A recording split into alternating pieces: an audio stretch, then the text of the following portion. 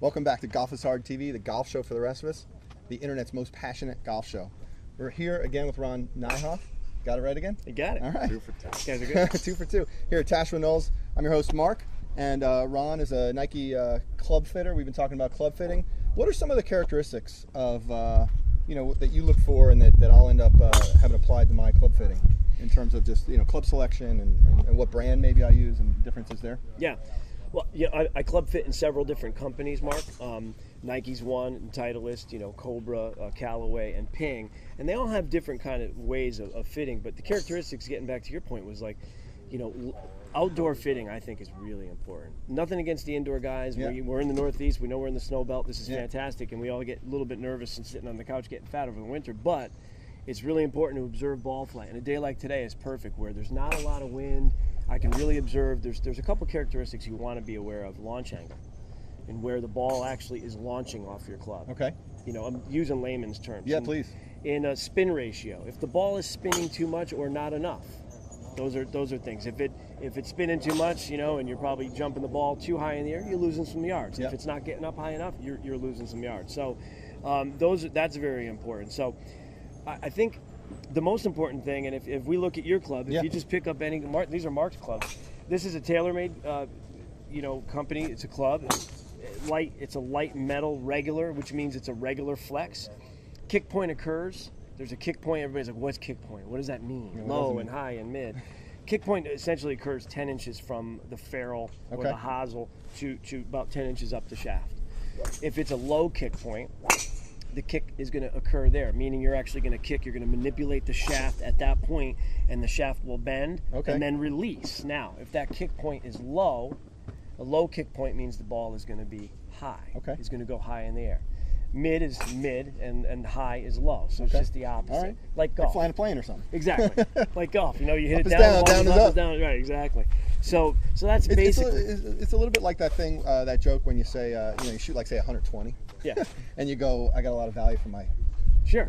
Oh, no question. Yeah. Yeah, I got 120, so it was $120 to play. That's right. Right, exactly. $1 shot. Fuck a shot.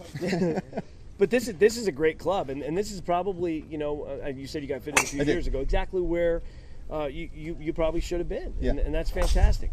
What's nice about this club is it does have, this is like a notch in here. This helps you get the ball up in the air, and that's really, really important for a higher handicapper. Let's talk about lie angle. Yeah. And we talked about a little bit before on how you come into the ball, but how does that actually work? What I'll do is I'll set up what I normally do with our customers that come to me and say, I want to get fit, I want to get better. And I tell them, a new piece of equipment isn't bad, isn't it?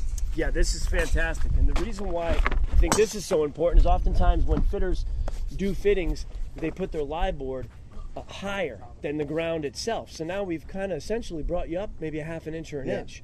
We want you to be exactly like real, conditions. So what does this thing tell you? Well, this is going to tell you a couple things, and what I'm going to do is I'm going to show you exactly how what we would do. We would tape the club. Yeah. I like to tape the club. All right. I like to tape Is this the right club? Yeah. All right. You essentially you could use a 9, but a 7 would probably be right where we'd want to be. But let's just do this for time's sake. I oftentimes I put a mark here. I like to see exactly where you're hitting the ball. Okay. If you're hitting it too far in here, that means the club's too long. Okay. If you're hitting it too out there, it means it's too short. So what we have to do is we have to figure out exactly where we are in the in the length of that. That's one. Number two is what I like to do is I like to put, and if you're not doing this, then they're probably not doing the right fitting. So okay, interesting. You like to put this right on the bottom, and hopefully it'll stick. But here's your heel, and here's your toe.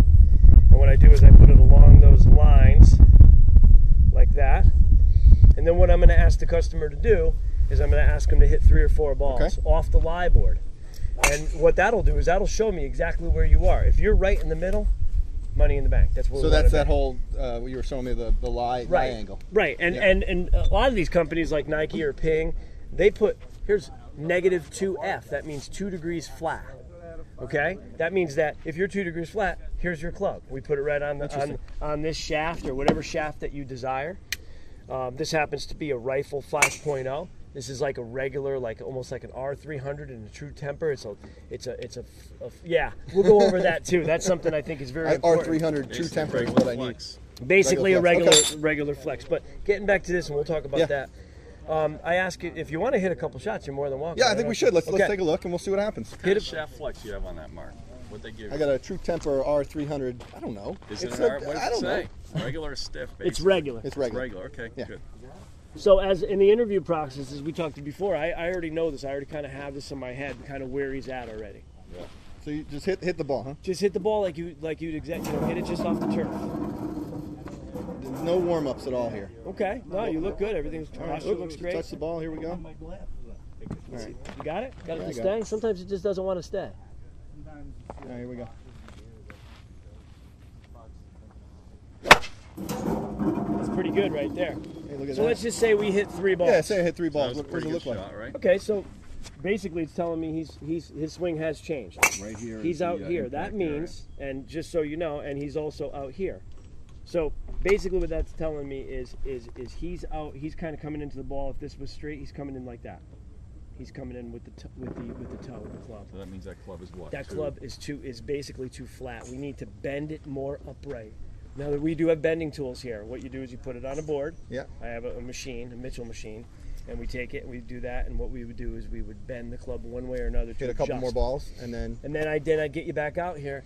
And oftentimes, if you bought a standard set, all the clubs are probably going to be bent at the same degree. So, Right. but I check them anyway. Yeah. I go through and check and make sure that we're not bending this, 4 degrees.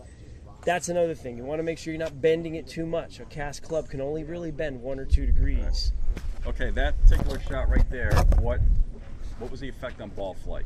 I really like this ball If that flight. were a good swing, with that impact position, what should the ball have done? So in other Well, words, he that's lost it a little bit right. Yeah. I would like to see the ball go a little more straight. So that was actually a very good swing, really nice tempo, and that was exactly a 9 iron. Again, we usually fit in a 7 or 6. That would be perfect.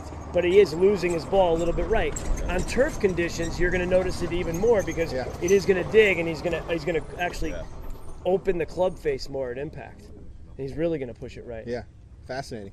Yeah, All right. so I guess one last point is if you had no idea about club fitting and whether or not that club fit, then you'd start to adjust your swing because you would have thought you lost that ball right, you would have thought you made a bad swing, and then you would have tried to fix your swing to accommodate the ball flight. Well, I gotta think that's common. I mean, how often do you have guys who come in and play? They play a hook, for example, and then they get That fit. is such a great point. I'm glad you actually brought that up because that's phenomenal that you said that because that's exactly what happens, and that's where all these lessons come into play. No. I hope we still do lessons, but then you make adjustments. Now your swing is going into out or out to in, and you're not sure where you are, and you're kind of getting steep, and you're going. So if you're not fit properly, those are some of the things that can happen. Right. Yeah. So one other question. We'll wrap this episode up. Ever had anybody come up, say, Ron, I want to get club fit, takes a couple swings, and your answer is you need lessons first? I mean, does that ever happen? Yeah. It does. Yeah, oftentimes. Because things will change, right? Yeah, I mean, if you're hitting grounders, there's not much I can do for you. Yeah. But I mean, part of my job is to help you get the ball up in the air a little bit, so I do that as well. Yeah. Great. So with that, find your local club fitter. Get lessons if you need lessons. Talk to your local club pro. Maybe you need both. New set, Come up new and lessons. See Ron if you're local. That's right. Come up Tashua Knolls and make an appointment with Ron. Appreciate the time. Thanks, Mark. I appreciate it, man. Thanks for watching Golf is Thank Hard TV. We'll see you next time.